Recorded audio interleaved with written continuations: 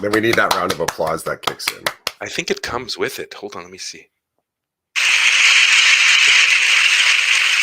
So people, that's your sign. That's the symbol, the sign, the prompt for you to either stay and listen to Chris and I, or to get up and leave. Because once the lights go down, the doors are closed, and you're stuck in your seat. It's true. Strap in, put that rocket on your back, and away you go. This is season 4, episode 24 of the podcast. But more importantly, this is episode... As importantly, this is episode 158. Chris, we've reached really 158. This is our 158th episode. That is awesome. I know it's not the milestone of 206, but it's working. We're getting there. Yeah, that's awesome. 158. You actually counted, or are you just tracking the numbers? I looked on our blog. This is today is 158. It's 158th day. It's 158 day. Happy 158. Let's celebrate with a little round of applause and the TED Talk sound. Sure.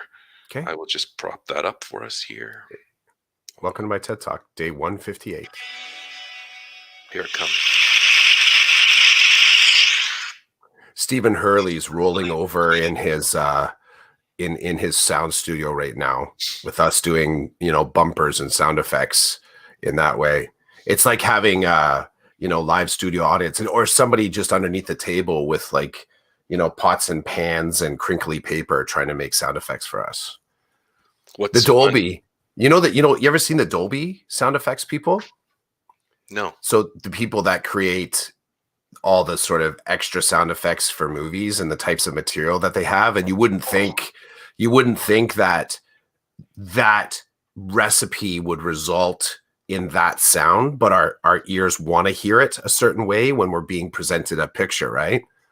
So, that because I saw a TikTok yesterday of a sound person. I think I saw that too for the Ratatouille, I think. Yeah, and all the sounds that they're using to create food sounds. Yes. Yeah, I think that's what was in my mind. So that's maybe for at least one episode. I'll have my kids here. And they'll just be off in the wings or just underneath the table here doing sound effects. Funny to that end, fun fact that you don't know about me, something you would know about me. When I was in high school, I was on the improv team. Really? So my whole thing in high school, I loved drama. I loved fine art. I love writing. All of that stuff still kind of sticks with me. Props to Bill Fitches, my art teacher.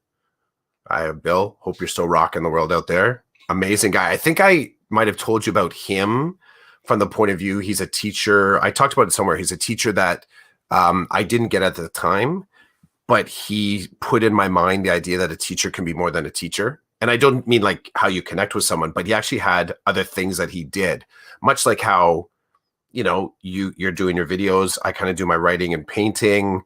We have this podcast. We exist in multiple digital spheres. All before that, he used to make dresses. He was a tailor or a seamster. I don't know what it's called, a clothing designer. So our art room looked like a great big lab. It was massive. And his office, he had, I don't know what they're called, but those kind of like, it looks like a mannequin, but it's just the body. And it's kind of soft, and you can adjust the shape of it. So you can actually build clothing on it.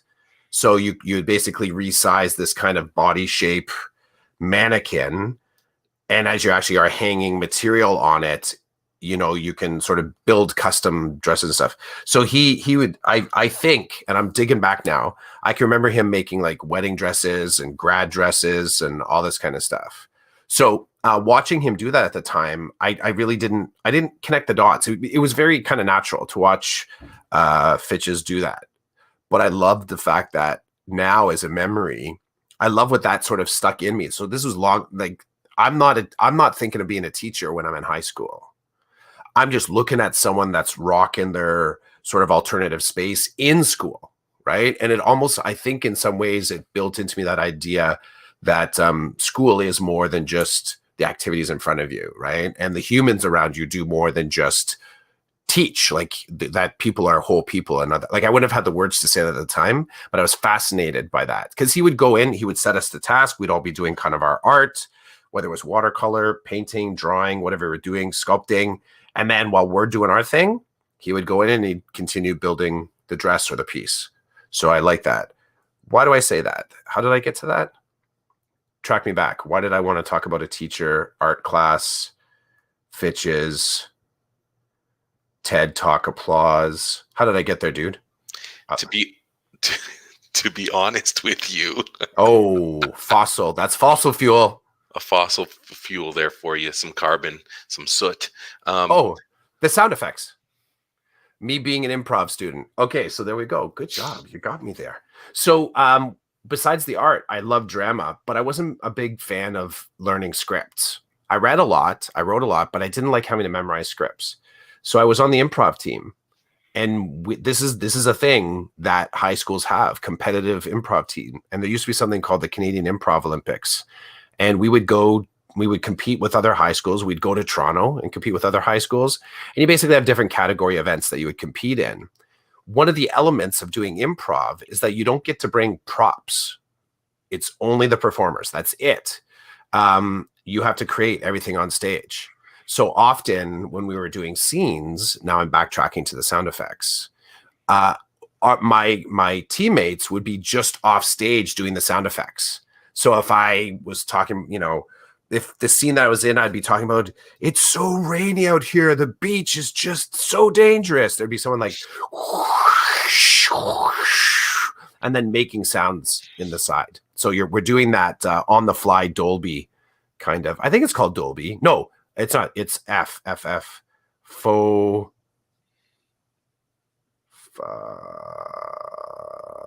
It's not Dolby. It's Foley. Foley artists are the one that do the sound effects, I think. Just like we saw in the Disney clip, Ratatouille. There we go. So your talk about the sound effects, Yeah. I don't know how it did this, but it's connected me to some of the fun. I can't believe I'm saying this. The fun I'm having at work with my students. Now, this is micro fun because I had to hear you talk about what you just talked about for me to realize what I'm doing at work with the kids to feel some joy. Mm-hmm. So I've been having, and my students and I have been having a lot of fun working face to face using some of the virtual situations we got ourselves into. So now, Okay. and I got to give props to Joe Marquez because I'm making a connection to one of the things I talked to Joe about when I found out we were going back to face was I really wanted to go Web 3.0 with my blended learning. I'm a big fan of blended learning. I loved doing it before virtual. Then when I went virtual, I was craving working face to face with my students and going 3.0 with blended learning, blending the face to face and the digital in this beautiful mess of chaos that can serve so many students and meet so many needs, right? Like creative wise and collaboration wise, and especially during this pandemic. So anyway, between what you just said about your teacher and the sound effects and the Foley artists and my talk with Joe about blended learning, there's been a lot of fun interaction between my students and I. So I'll be sitting at my computer and I will have what's on my screen projected for everybody to see teaching a lesson. And someone will raise their hand and they'll ask a question and I'll look at them and I'll say, I'm sorry, you glitched. Like something must be, you glitched. I missed it. Can you say it again? And then they stare at you and I'm like, your camera's on. I can see you looking at me and you don't know what's going on. And now everybody bursts out laughing. And I'm like, this is good. that banter back and forth. I know I'm just giving you my side, but the back and forth banter with the kids, blending in some of that virtual realities with the face-to-face realities is bringing me some joy. and you just reminded me of that. So thanks for that. Yesterday, Thursday was the first day since being back from remote learning. So 5, 6, 7 days. Yes, Thursday was the first day that I had a computer for every kid in my classroom. Really? Yes. Wow. And I literally wanted to cry tears of joy because I finally could do what I wanted to do. I could do the blended and make sure everybody had a device to participate. And I'm not even going to get into the reasons why it took so long for the computers to get back into the classroom. There's a few layers there, and some of them that I can't say here on the podcast because it's not going to be professional what I say. So I'm not going to say it, but I'm going to put it out there so that you know that there are layers. Yep. There are layers to us and what we do, and there's professional layers and there's unprofessional layers. So finally Thursday they all had one.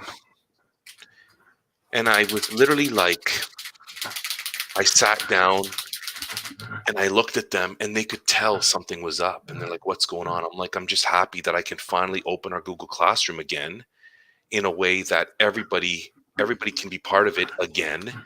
And as I sit here with you, we can do digital stuff through there. And now they're looking at me like, that something's going to be unleashed because he just told us he's really excited about this. So then I said to them, I have an idea, and it involves Minecraft. And now you see drool running down their face because they're like, we're going to get to use Minecraft. And I'm like, yes. Because I learned a little bit about Minecraft. I learned a little bit more about it when we were away virtual. And because Michael Leonard, who's a consultant in my school board, he wants to run a Minecraft esports tournament, which I think is awesome. And I'm involved. So Yep. I said to the kids, not only are we bumping up our blended learning, we're going to bump up Minecraft. And I'm kind of suffering here. I'm teaching structures in science and I'm feeling the burn of it. So I'm like, well, we're going to apply some of the things we learn about structures in science to our building in Minecraft. So I'm telling the kids this, and they're literally like, they're foaming at the mouth now. They're Yeah. like, can we just dive in? I'm like, no, because I need to build some capacity in some of you. So yesterday we got to use Minecraft, and yesterday they learned a difficult lesson. You know, there's some issues with Minecraft Education Edition. There are some issues. You try to join worlds and it doesn't work. So I could be hosting a world and I put up the join code for everybody, but some people can get in, some people can't. And I learned from Michael and from a couple of other Minecrafters when we met to talk about Minecraft, I learned that this is an issue, not just with me, but it's happening all over the place. So I told the kids, I'm like, you're not going to be able to join, and that's going to frustrate you, and you need to know that you're going to feel that frustration. So lesson number 1, which was yesterday, is we're going to try to join different worlds, and you're going to feel that frustration, and this is how I want you to deal with it. And so I was doing everything I could to provide them with as much as I could give them on the front end to let them know this is going to happen. Expect it to happen. And when it does, you need to breathe. You need to talk about how you're feeling, because the last thing you want is to upset someone in the room that causes chaos that leads me to have to shut everything down. That's not what we want. But I tell them, my patience have run dry in general. I'm not as patient as I used to be. So I'm telling you where I'm at, and I'm telling you what we need to do so that we can support each other. You can support me, I can support you, and we can learn, and we can have some amazing, amazing fun. And we did it, and it was awesome. And the kids were frustrated, like I said they would be. I was frustrated because, there's God love all these kids, but there's always a handful that say to me, this isn't working. Why isn't it working? And I'm like, I guess you were glitching during the time that I explained why it wouldn't work, or you got up to go get a snack and didn't come back to the computer for 30 minutes type of deal. So there's a little bit of laughs there with that. But I say, it just doesn't work. I don't know the ins and outs. I just know that I could give you a join code for all of you to come to my world, and only 5 out of 20 of you would be able to get in. I don't know. Hmm. Which it really sucks, because if you build your lessons, if you build your learning that everybody's going to come into my world to do this, you're in big trouble. Well, Right. I've already dealt with that issue. I don't need to deal with it anymore. So now it's like, as long as you can get into Minecraft, then you can do some of the things that we're going to be doing. And then I can teach you how to share with me things you've done. And we're going to be doing writing that involves what you've done and reflection on what you've done. And we're going to integrate science. And just, I felt alive again as a teacher, because I can actually do something that Hmm. I've done in the past without the support to do it. But now I have the tools for all the kids to do it.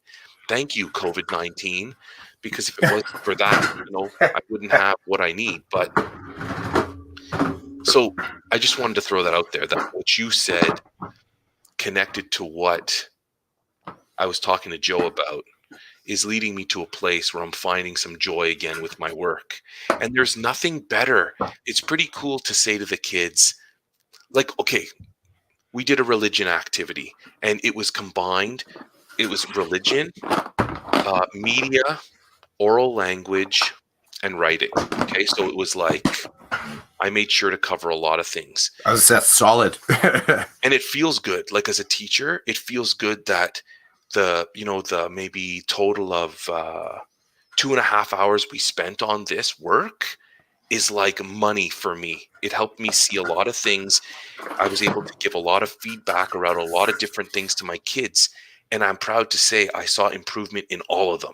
So forget the grades, look at the feedback, look at the growth and the development from the feedback. Man, I was living large at the end of this week. So we're talking about Lent, right? It's the 40 days that lead us to Easter. It's a time in our faith to reflect on how we can give, how we can pray, and how we can fast in a way to make us better for Easter. So it was like, so we're talking religion, we're talking about our faith. And I said to the kids, now all of you are going to make a Lenten plan. You're going to think about and write about what you're going to give and to who you're going to give it to, and what you're going to give up and how you're going to give it up, and how you're going to talk to God during this time.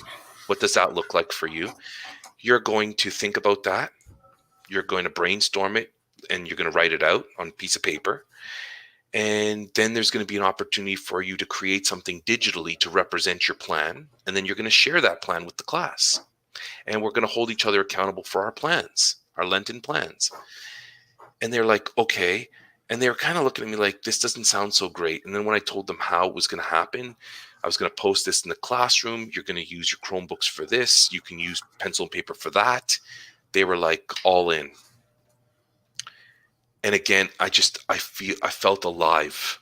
I felt like this is what I come to school with. These are where my interests are. I can take all that and I can roll it into the global competencies, right? I can roll curriculum in, which is my job, but they don't want to hear about the curriculum. They want to know, what are we going to do to help us learn? And is it going to be fun? And they really like the technology. And so I can use that as the way to hit the fun, as well as get to those global competencies and that curriculum. And I can feel good about what I'm doing, because sometimes I feel great about what I'm doing as a teacher, but I look at them and they look miserable. And then really, well, what's the point? I'm feeling good, but they're not. And there's other times where they feel great and I'm miserable. That's not cool either. So I am hoping that we can be at school for a while and we can keep using the fluencies we learned from our virtual learning with the fluencies we've learned from our face-to-face learning, and I can blend those things together and we can create some really amazing things, and we can have a lot of learning and growth along the way. It's cool. My monitor, because I wasn't interacting with it, just shut off. That's good. Oh.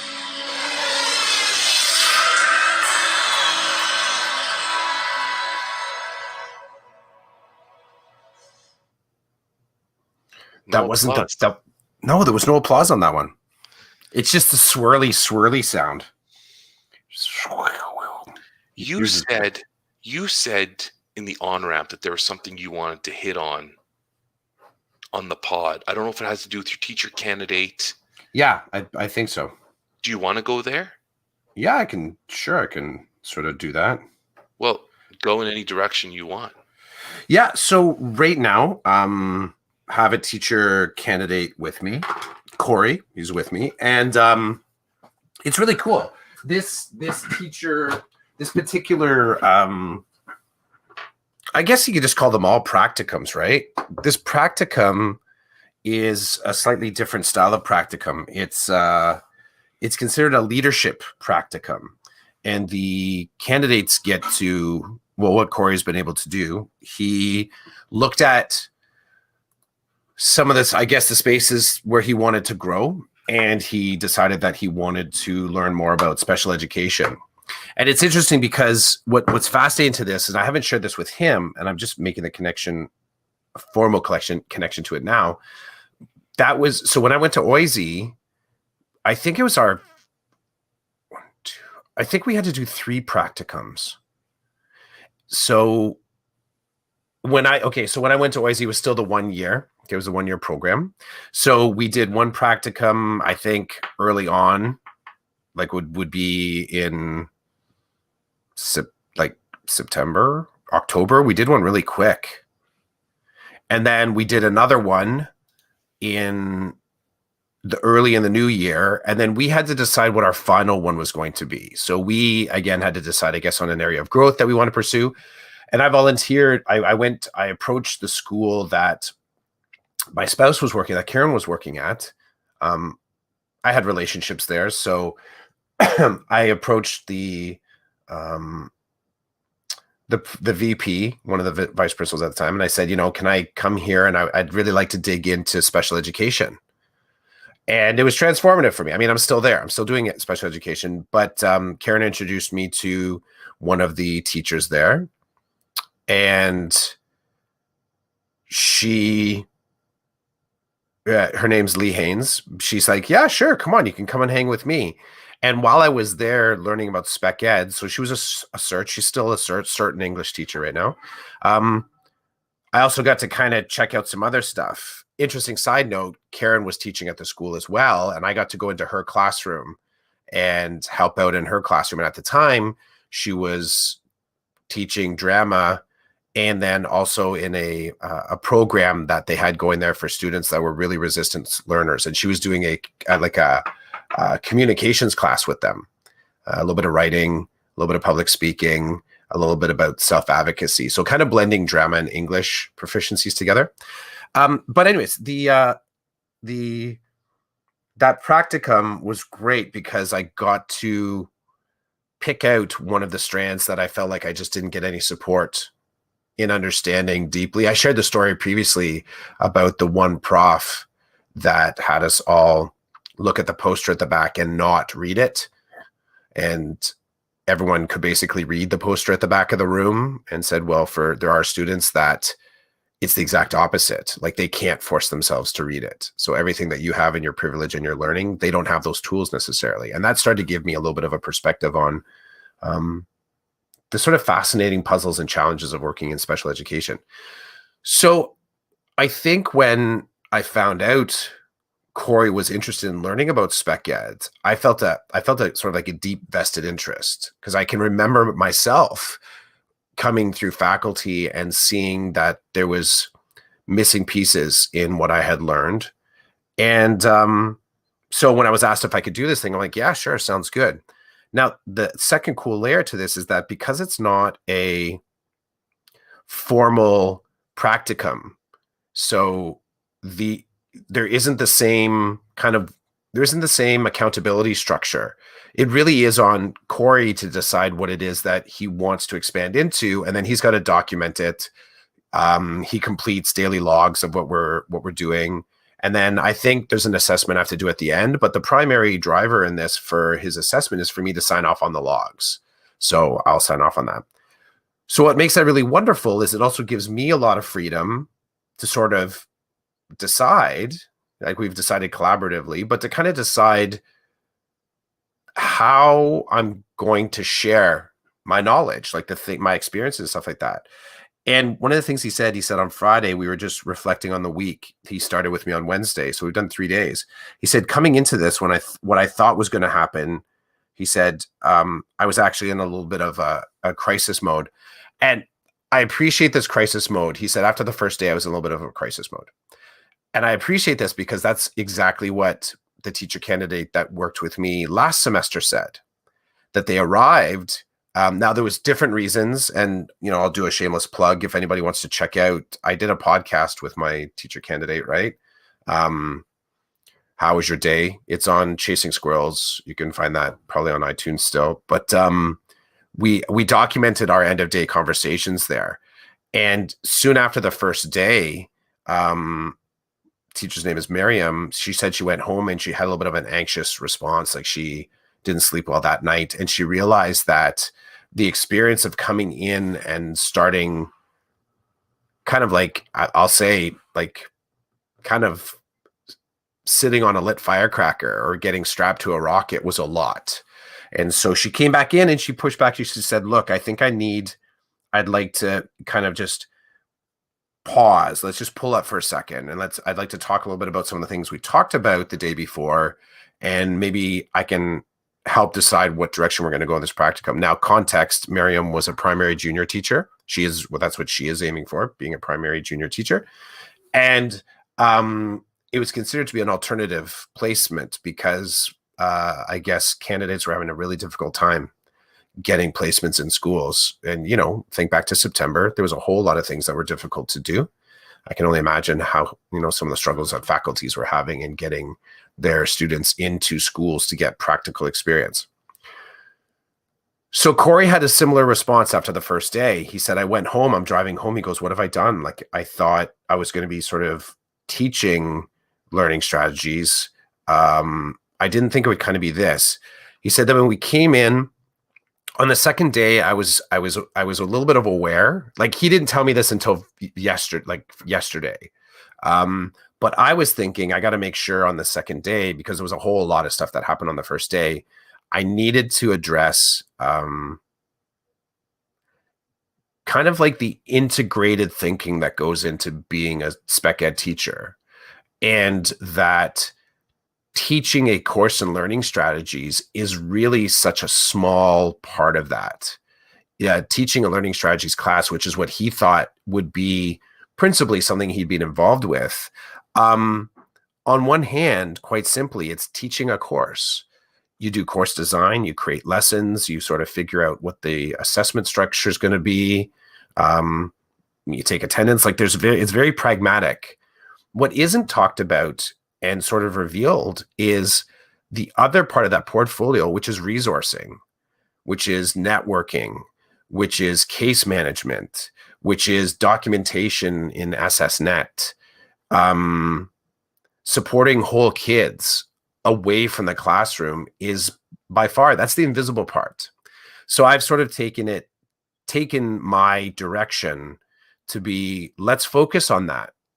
Let's let you just sort of witness the lengths you go to get some very small things done, and how sometimes really small things can kind of lead to some big changes for kids and big supports for kids. And he said by the second day, it started to fall into place. And what he needed to do was to let go of the idea that special education is primarily done in a classroom with curriculum as the driver. And I put to him, we talked about a few things, some catchphrases just to sort of anchor the knowledge. But I put to him quite quickly, from my experience, curriculum isn't always the best way to help a kid. And he sort of right away, I'm like, yeah, write that down. I think it's a good reminder. Go and write that one down. So throughout this week, I said to him, I said, over the weekend, I'd like you to consider, and I kind of gave him an inquiry question to deal with. Because again, I don't have a formal curriculum for a leadership thing, but I figured I want to give him a taste. I want him to have enough tastes of, September 7th, if he secures a contract, he will be governed by the exact same rule book that I am. He's no longer a student teacher, despite the fact that the day before he was wondering, what it would be like. You almost don't get a chance. You go from non-teacher to teacher, and you will have the expectations on you. I know we have a new teacher induction program, but the new teacher induction program doesn't remove you from the rules of your union or the rules of your school board or the rules of OCT or the rules of law. Like, you are suddenly governed by all four entities. And then the rules of the community, your connection, the rapport, you step into that. And I told him, I said, it's going to be heady stuff. So let's start practicing, some of the stuff that, or we'll build into our practice, some of the big questions that when you do arrive there, you might have a little bit of a running start. You might know who to talk to and how to talk to them. And then also the ministerial pieces that are associated with it and where the creative thinking is associated with it. And I keep telling him, I said, it's going to continue to be messy for he's with me for 60 hours. So about 2 weeks and change. It's going to be messy the whole way through. And I said, and if it isn't messy, then we're not learning right. It has to be messy, because that's what it's like when you're sort of in growth mode. It's messy. I said, every once in a while you land on a great checklist. You ran on a great organizer. You sort of, you find something that kind of congeals your thinking. I said, but really, most of my successes come out of being messy. There's discipline and diligence, of course, but I quickly shift back into messy mode so that I feel I'm more self-aware there. And I said, you're kind of going to be on my rocket for these next 60 hours. So the question I put to him is, I said, I want you to consider how do you support an analog learner through a digital classroom? And I said, I gave him some sort of think abouts, some ways to sort of organize it, gave him an organizer.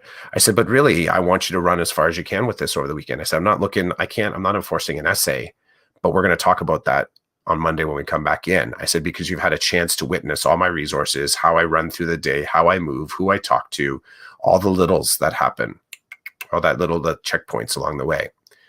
So let's see some guesses. Give it a try.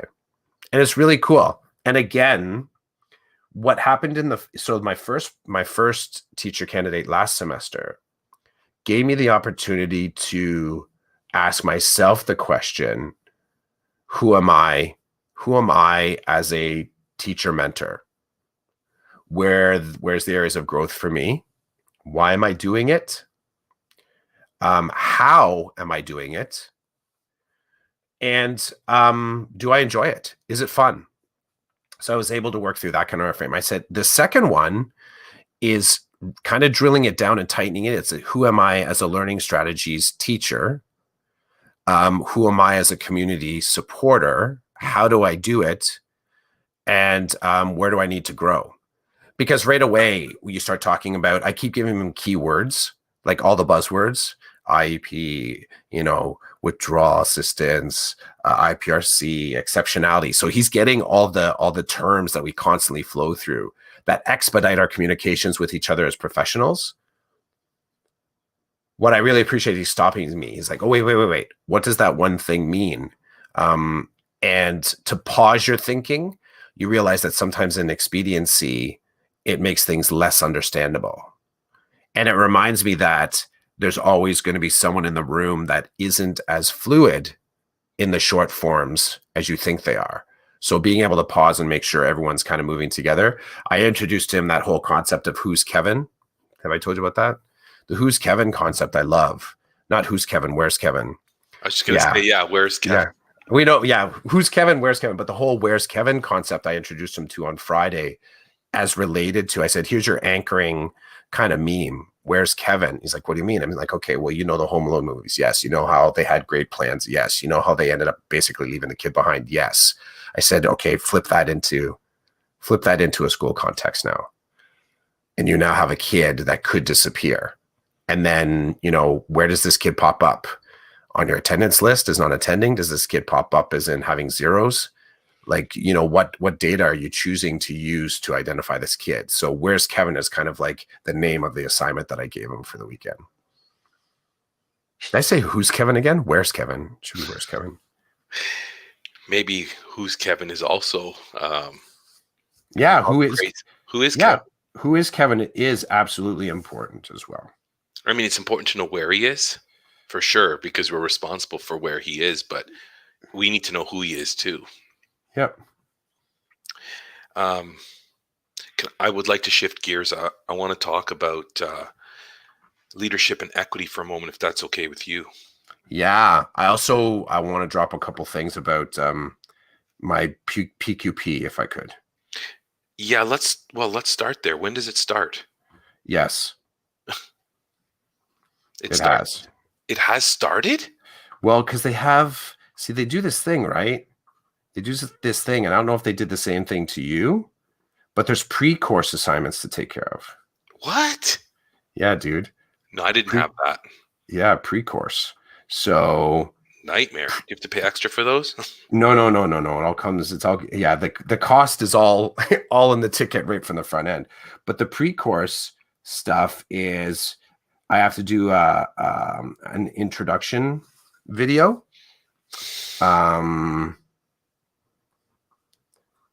So the pre-course is I have to do an introduction video. No biggie. Simple, super simple. I'll knock that off today.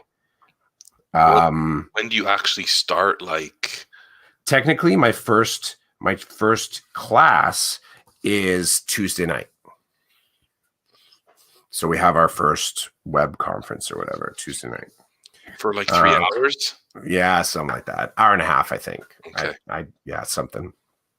Okay, so the course officially starts then, but you have the pre-course. So the pre-course is read through some stuff. There's a video from OPC, 2 videos from OPC. I guess there's going to be a video posted of introduction of the teacher that's facilitating the course. Candidates in this course have to post the intro video of themselves. There was also an ask for us to the Twitter task is in there again. The Twitter task is in there again, and bless OPC's heart, but a Twitter task to me is always just a little bit interesting. Now it's not an assignment. What it's doing is asking, I think, I was reading it very early this morning. I don't know if there's an enforcement compliance element to this, as in you have to create a Twitter account. I'm weary. I'm there. I already have one, but you and I both talked. We're no longer the evangelists for Twitter, right? I think we're probably closer to evangelists for connection and communication. Twitter just happens to be one of those tools. So yeah, I had a little bit of an itchy sweater off that one. I'm like, okay, here we go. The enforcement of using Twitter. I shared some resources. So it's like share your Twitter handle and share. I need to actually make a note about that because I want to circle back to it. Share your Twitter handle and then also some of the people that are of interesting resources to you. And I was conflicted, right? Because on one hand, it's funny, dude. On one hand, I thought, like, I don't feel like I have to ask someone if I can share their Twitter handle. I would if they have private accounts. I would probably ask them. I would say, you're right, but the sharing Twitter handles that are publicly available, I think that's at least a gateway. But I still had a little bit of a reaction where I thought to myself, it kind of falls a little bit close to the people not having to do the work for the work. So I've spent time figuring out the people that I want to follow. I've tried to interact with people that I follow in a way that is enriching to me, and I hope I can contribute to their learning too. So I had a little bit of moment of like when I put the resources up on there, and I'm going to bring it back. I'm going to talk to the group just to see what they're thinking here. If anyone had any hesitancy to just post up resources, you know what I mean, into a list that doesn't really speak to the awesomeness of all those people. So part of what I'm going to make sure I do, I did it for some of them. I have it in draft mode. I'm going to post up not only the links, but I'm going to put in there who that person is to me and how they've helped me deepen my practice. Because I don't think it's reasonable just to put a list of names and say, hey, here, go for it. So I want to make sure that they know who they're connecting with. So there's that. And that wasn't really asked in the task. It was just a short form task. But I want to make sure that people know those things too. And then I have to write a cover letter. I have to write a cover letter like I'm applying for a VP job that accounts for my experience. So, and that's the pre stuff. There was some administrative stuff that I had to do, like sign up for one of the chapters in the book we're reading to do a book presentation. Sign up. There's some collaborative seminar I have to do. And then there's each module. So I don't know, 7 through 12. I think 1 through 6 is the PQP1, the way it's organized through OPC. 7 through 12 is PQP2. There was a funny moment in there where one of the individuals, the videos from OPC, were talking about having your practicum in motion and that you're probably right now in the midst of it, gathering your data, writing your summary. I'm like, nope. I'll be getting to that in September. Because how I want to live right now is I don't want to live with that much. I can't live with that much stuff to do right now. So, and that's where we're at. It's interesting to me that one of the last module that we deal in, module 12, is supporting wellness and well-being. I'm actually surprised that's the last module. I'm actually surprised that that's not a binder for all modules. And it also flies into that conversation that you and I have had about, how important paying attention to wellness is in your pursuit of leadership activities. The benefits of the school can't be at the cost of your wellness. Some people think it can. Well, I think it's an overwhelming and intoxicating mentality, right? But that's a power system that I'm growing and getting better tools to become resistant to, and to look it in the eye and say, nope. Well, that's also why I haven't done the practicum.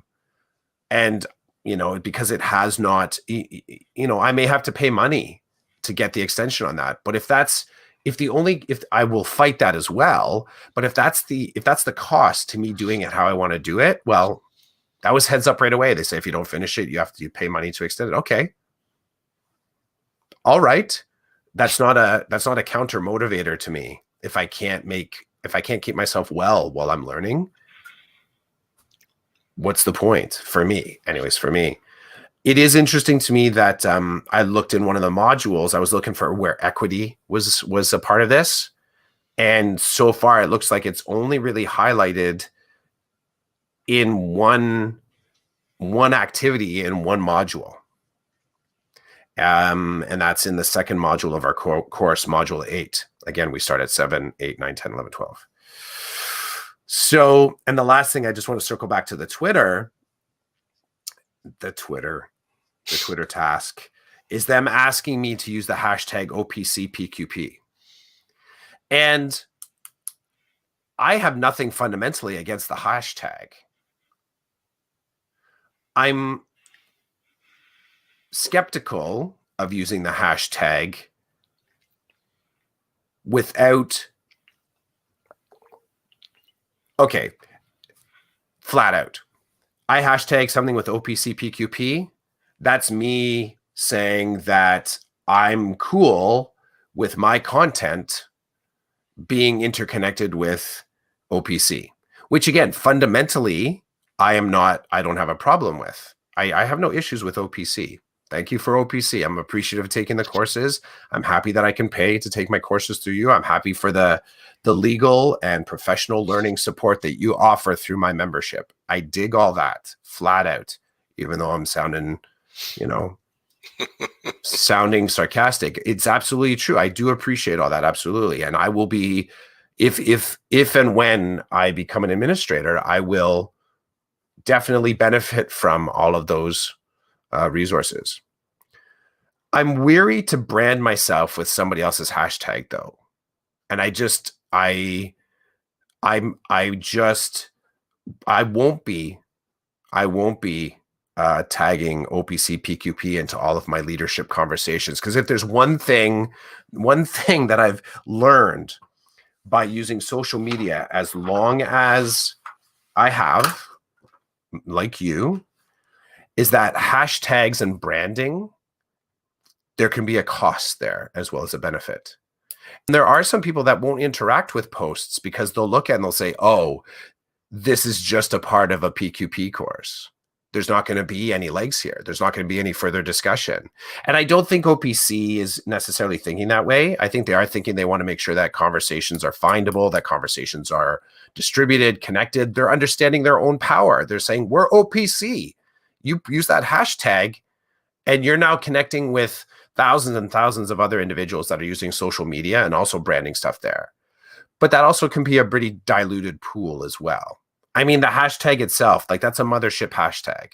So there's going to be so much stuff under OPC PQP that's almost impossible to disaggregate. Like you won't even be able to pull it apart and find anything again.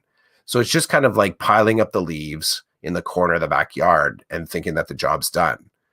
But to go back in and find your lost glove in the middle of it, like you're not going to be able to do it, especially if the glove's the same color as the leaves. Like it's lost. So I'm hesitant to use the hashtag if I will work to find the purpose for the hashtag and I will use it with purpose. But I'm not about to, hashtags. I don't know if you've noticed this. There is a prevailing behavior right now of individuals putting LOL on the ends of their statements, even though they aren't really laughing out loud. It's just kind of like, it's a way to kind of close a text message or a smiley face or, right. There's these little kind of tropey things that we do in digital communication that are becoming really diffusive. And some hashtags are becoming like that. So to sort of post all of my process learning with OPC PQP, I feel like it's just going to get lost in the pile of leaves. And I do know that there will be some people that will look at my post and not interact with it because they don't want their posts associated with OPC PQP. So that's my Twitter position. You lit me up with the Twitter position. My biggest pet peeve is that they give you this hashtag and they give you these assignments and then you do them and you try to do them. I don't want to use the word authentic, but like I'd say that. I think you try. Okay. Yeah, I think you do crave that, right? Well, I think certainly did when I was doing my PQP. I would say if you're not a familiar user, but if you're someone that had to create an account just to do this task, you're hoping that you're doing everything right because you feel like your assignment is dependent on it. I feel like if you're a longtime user, you might look at that and say, okay, well, this is just one more thing. I can do this, no biggie. I'm going to sit somewhere in outer space on it though and go, but I'm a longtime user that tries to have discipline and intention in how I use social media. So I've forced myself to think these, like I said, outer space kind of thoughts on it. When I was doing the course and we had the Twitter assignments, there were people in my course that were pretty literate with Twitter. And so there was some back and forth, but it was always the same people going back and forth. And then since then, every now and again, I will see one of my colleagues who's taking PQP tweet out about one of their assignments, and I'll respond or I'll look for responses, and it's a ghost town. It's like there's nothing going on. And to me, it's just so upsetting that somebody thinks somewhere along the way that they're building capacity in people around using these tools to network and to learn and to share, and they're not. Because well, there's a couple of reasons. One reason is some people are just not comfortable with it. So like, okay, well, I have an assignment. It has to be done. I can't not do it. And so I do my assignment and I walk away. And then there's other people who are like, okay, this is cool. I'm going to get into this. And they do what they can to get into it, but they get nothing out of it. So it's like, why am I going to spend my time doing it? Those things are just so frustrating to me. It's just so frustrating. So every time now, I'm happy where you're landing with this, with your thinking around it. The other thing too is you're paying for this experience. 990, baby. 990. Maybe they should be tweeting out about you. That would be awesome, eh? They put out on their, that would actually, that's really cool. That is really cool. You imagine OPC, whoever's managing the social media. I would just love to welcome, OPC would love to welcome the candidates currently taking PQP2. Welcome to the course. And then they just, put everyone's name there that they can find. That's really brilliant. That's really brilliant. So that's what should happen, because you're paying $990 to take this course, I and like it. you're hoping that there's going to be some instruction and some themes around what's happening today with the virtual learning, with equity, Mm-hmm. possibly like indigenous component. Like you're looking Yep. at are There is that. There is one piece in there of that. But again, I feel like I told you the thing that I'm watching for going into this course is how self-aware is it? How self-aware is it? Is it really, really speaking to, and this is in addition to whatever the practical curriculum is to becoming a vice principal. I believe that there's benchmark things that have to be there. And I get that the self-awareness of the course is going to be brought to the table by the participants. If the participants only talk about the curriculum, like as it is, the things that if it doesn't extend into personal connections and other connections and other media connections, then the course kind of suffers a little bit. But I'm also watching for the direction from the mothership. Are they sort of openly speaking to what I've observed, some of the biggest challenges that are kind of that are now fully noticed in education? You like, I'm watching for, how do we talk about FNMI, connectivity, interactivity, dignity, and honoring? How are we sort of speaking directly to the suffering that COVID has caused? How are we sort of lensing anti-Black racism and the events from the last 12 months? Because this is the framework that anyone that's hoping to become a VP moving forward, this stuff is never going to become invisible again. Like I don't think it's going to be a part of the chunkiness and the fabric of becoming a leader. So now we no longer get to say that, these complications are events that either through denial, naivete, blatant ignorance, they're not getting packed up again anytime soon. And I really see that the leadership, the tier of, or let's say the demographic of leadership that may have been holding on to older white patriarchal systems of power and leadership, the people that were sort of like kind of, that had their kind of bony hands on that steering wheel, they're slowly retiring and moving out of these positions, and new people, new faces, new philosophies, different orientations, different expressions of culture. You have a lot of different fresh individuals coming into these positions. So why not have, the concept of wellness in the administrative space be a thread that moves through the whole course at the same time that we're talking about equity, at the same time we're talking about dignity and honoring. um I'm just I'm watching for the self-awareness. And again, I can be one of the people that speaks to this.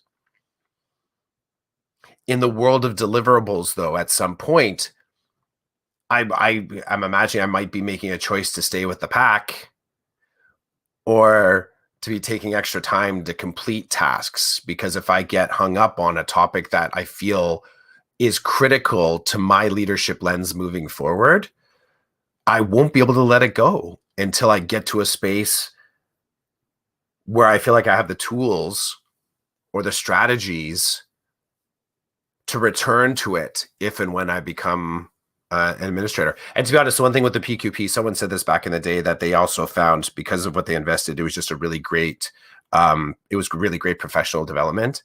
I would agree with that. So I also have that as well. I'm not about to wait to use the tools that I'm learning in PQP 1 and 2 for when I become an administrator. What, I'm going to bench them between now and then? It may never even happen. So if I have paid $1,800 to extend my learning, you'd be sure I'm going to try using that as a teacher in school too. Like, just that awareness is an amazing toolkit. So you have the TED Talk sound. Should have did that at the beginning. Sorry, I didn't know where you were going to go. I never do either. We don't know, right? We don't know where we're going to go. That's why it won't work here. That's why if we did some editing after the fact, it would work. But I'm surely not putting in the time to do that. So, dude, we don't have time. Have you pushed out your process yet? The last episode that we did. You had to be in the room, right? That's one of those. You had to be in the room. I want to say that you have me thinking about my principal's papers experience. And I have to say, PQP Part 1 was done through OPC. And I knew a couple of people in the course, and I was young and full of energy. So it was fun that way. But if I were to do it again, I wouldn't have done it that way, because I would have been bored out of my mind. When I did PQP Part 2, man, I didn't even care about the content, because I knew that the instructor was going to be fire, and I was taking it with a bunch of colleagues that I'm familiar with or have worked with or know somehow in the years that I've spent in this school board. So I signed up for an experience, and the content was just a bonus. Yeah. Like learning about safe schools and spec ed. I'm like, awesome. But I can't wait to learn with this instructor and with these people. I can't even imagine what it would be like now if I was just taking it on my own virtually. So I give you 2 thumbs up, but I mean, there are no in-class sessions right now. So if you want to do it, you got to do it this way. Yeah. And good for you for having the awareness to look outside the box and keep an eye out for some of these things, because and the cost, bro, when you actually say the numbers, it hurts. It hurts when you say $1,800. Like, talk about privilege, eh? Yeah. And hey, the SO courses are crazy expensive too. Like, I don't know, and I'm sure that I won't be able to find it easily because they're not going to advertise that stuff. But to become a supervisory officer, you have to pay a lot of money to take those courses. It does make me wonder. I'm imagine. I would like to know what, because we don't often think about that when we design courses, right? Mm-hmm. Like, we definitely don't offload the costs for course. Like, when you design a course or design your curriculum, there's stuff that you might pay for yourself. You don't really think about your hourly in designing the course. It gets embedded into your salary. So it is interesting. Like, I wonder what the costs are, the cost breakdown for a course this is, you know, an OPC instructor, you know, obviously they're Yeah. going to be salaried. I know actually, I don't know if they're salaried. I can imagine they're salaried, just like I would get paid if I was teaching night school or summer school. I wonder what their perceived, like how do they look at, so I've had a look at the curriculum that's being offered. Much of the, so the environment that we work in is Canvas, I forget what it's called, but it's like Canva it's or something. something like that. Yeah, I could probably do a better job. I should rep that one well. I don't want to, because I want to rep it, not rip it. You ever heard someone say that? No, I you're like the that. first one to say that. Yeah, I like that. I like that. It's That's something that Jay Chaney would say. it is. That's totally that. I would agree. That is, he would rock that definitely. I want to rep it, not rip it. Yeah. Oh my god, I don't even know what it's called. Instructure. That's the name of the actual website. I wanted to say Canva, but it can't be that. It's not called Canva. Well, while you do that, can I tell you how much it would cost to get your supervisory? Yeah, tell me that number. The total number. You ready? Mm-hmm. $7,400. So that's for all the courses? Yeah, each module, there are 5 modules, and it says here, each module is $1,350. And then there's a $650 fee for the leadership practicum. Dude, that's something. It's a lot of money. It is. It's called Canvas. Canvas, okay. That's the interface. It's called Canvas. And so it does make me wonder. It makes me wonder about what overhead is for these courses. So obviously the instructor gets paid something. I wonder if there's money that they have set aside for speakers that come and talk to the classes, because we do have some speakers coming. And how they come out with 990 as that number. Now 990 would be the result of whatever infrastructure, and like I get it. There's going to be they add it up to a certain degree, and then OPC's obviously wanting to take their cut as well. I can't imagine that they don't have a margin in here of some sort. But you're right, 990 is a lot. Like it is a lot of money for a course. That's I think more expensive than an AQ, and I wonder about the cost of AQs as well. And because I wonder about it from the point of view of like OPC takes member funds. So they're not for profit. They have a lot of volunteers, but OPC as an entity has to provide services. So, you know, they have to be able to, I don't think they have shareholders, and I imagine a lot of their money does go into infrastructure and supports all that kind of stuff, resources for principals.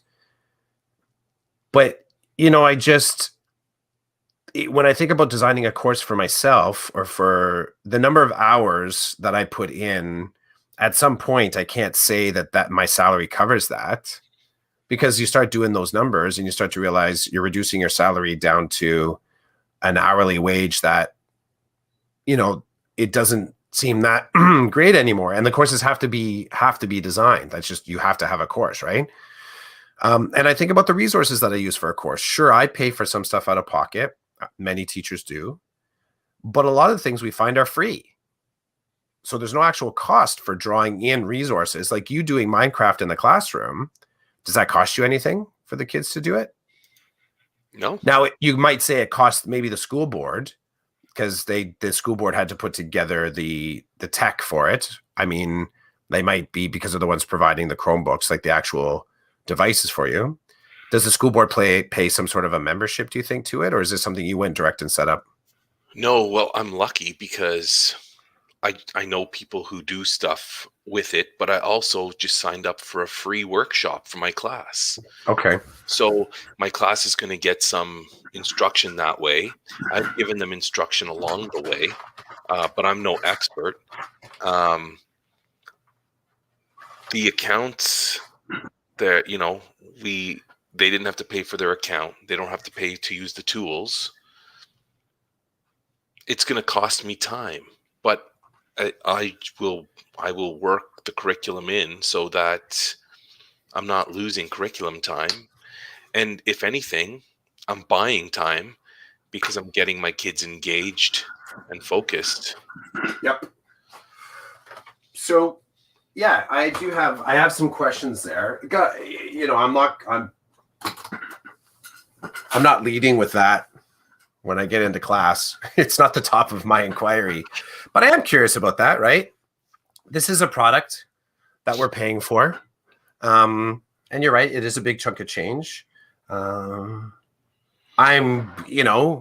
It's this one in particular. I'll tell you, like, my family helped out with it. So, Ma, thanks if you're listening out there. Nice. Yeah. I was just about to. Sorry, I was just No, something. no, it worked. It worked. Oh. Yeah. So thanks to my mom for helping me out. She's helped me out before. But that amount, I do. I'm curious. I'm curious as to what goes into the costing of that. Hopefully you can ask at some point or look into it. But this is what I just imagined the first night. And I actually pictured this face to face. I imagined you walking into the room to the school where this is happening, and all you hear is this.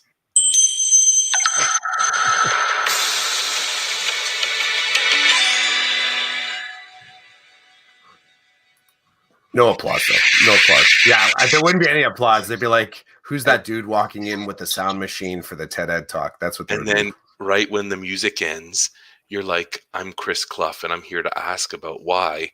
And I got some questions. $990 for this course, and everybody's looking at you like, "What are you doing?" And you're like, "Well, yeah. Hear the TED talk music? It's my talk." Everyone's scratching their name off of their groups. Yeah. Where they see, "Oh, get out of Clough's group. Get out now." Just like we were talking before. The lights go down, like, you better get out now because it's going to start. So scratch your name off that. Chris Clough, chapter 3. Yeah, I don't want to be in his book club. Yeah, no thanks. No, I'm not doing a seminar with him. That's okay. I don't miss any of that, I don't miss any of it. I'm looking forward to it. That took up a lot, dude. You wanted to go in a different direction. I sort of threw down. What do you remember where you wanted to go? I just wanted to talk about equity and leadership, but yeah, I'm feeling like maybe I'll save it for another day. Okay. Good luck with your course. Thanks, man. I'm gonna do my best from a wellness perspective. You should. What's that? It's important. You should. I am, but within that, where I'm going with it is, the last time I took the PQP, you're like, where did Clough go? Like, he totally disappeared. Being mindful of that I can't disappear so deeply into the course like that last time. So I think the last time, because I took it just under a year ago, right? I took it right at the beginning of summer. I think that I was really craving some deep development. So when I got my hands on that and started to do the PQP, I was kind of craving learning at that level. So I gave into it more than, I gave more of myself to it than I normally would, just because, I think we hadn't done professional development till the end of the school year. I mean, our conversations on Decoded were feeding my professional mind. I was digging that, but I was craving something in addition to that. So I think that's where my brain went. But I took to heart you also saying that, where the hell did you go? Like, you're sort of like barely around and connected. I think it's important. It's important for that to be in my mind as I go into this next session, because it reminds me that school isn't everything. And, I'm in school all day, and then I do a course about school, and then we talk about school on the weekend. It's important to sort of make sure that the friendships are also still being nurtured. So I appreciate that comment. I'm aiming to do better this time around. And I meant it nothing more as it was like just wacko. Like, you're like, okay, I'm starting this course. It's going to be awesome. I can't wait to da da da da da. And then I'm like, what happened to Clough? Where's Yeah. Clough? Hey, Chris, you good? Yeah, yeah. I'm in the middle of this. I got this assignment. And I was like, whoa, like those things sneak up on you. You don't expect them, or maybe you do. I didn't feel like you were expecting to be hit over the head with how much time it was going to take, but then it did. And I remember laughing. I thought it was hilarious. I'm like, I don't know what happened to Clough. Like, I guess it just between family life Yeah. and doing what you need to do and then doing the course, and it was so intensive because it was in the summer. Yeah, it was a what? That was the other thing too. It was a 4-weeker. Like it was Oh just. God. So your life was like it was PQP and then family. There's no room for anything else really. Yeah, that's kind of how. That's really. And Those then are how also those because four weekers go. it was what? Those are how those 4 weekers Yeah, go. and it was also the front end of summer. So then you're sort of doing the other bits of okay, now I need to do something that is so entirely not school. So it's good for me to have that awareness, and I'm taking that into the next session. So I appreciate that. Thank you. But things are different now. Like you Mhm. said, you're going to work every day, and I can imagine it's not going to work well if you say to your partner, "You and the kids are on your own tonight. I got PQP." Like I don't imagine that's going to float over well if you do that too many times. No. But you wouldn't do that. Like that's from what I know of you, you'd be like, no, this is taking over my life and that's not going to happen. So I don't know. Good for you. Big thumbs up to you. I'm not opposed to taking courses. I, I've taken a bunch of AQ courses. And if, I see something that really interests me that can benefit me and I really feel it, I'll go after it for sure. But I know what happens when you get into course mode. I almost quit my last course I because remember. I got to the point where I was like, I'm done.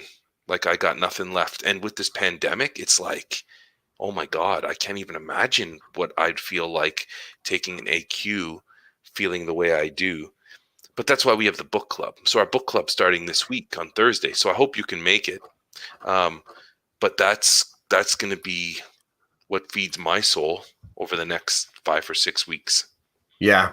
Yeah, I am down. I'm looking forward to unpacking the book with you folks and dealing with there's a whole lot to deal with in that book. Oh yeah, man.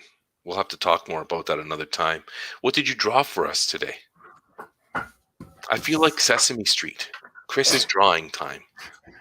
I didn't have the window up. Let me get my window up so I can see how It looks to the world. well, because then I can see if I'm centering it right. There's firecrackers, and you've got a bunch of fireworks or firecrackers, and then there's the fire at the bottom. What got you lit up to draw firecrackers today? I think it was just the idea of I think I like where my energy is right now in school. Like I feel kind of lit up. So don't really know. There's something about the anticipation of the next couple months that has some kind of like indescribable excitement. Like I'm looking forward to working with this TC. I'm looking forward to taking the PQP course. I'm liking where the direction of my teaching's going right now. So yeah, I feel like I feel excited, celebratory. It's good stuff. Nice. Well, thanks for your time on this season 4, episode 24, which is also episode 158. We made it to episode 158. That's a whole lot of reflective practice, dude. Right on. Well, have a great day, and I look forward to hearing more about what's going on with you as time goes on. For sure, man. See Take ya. care.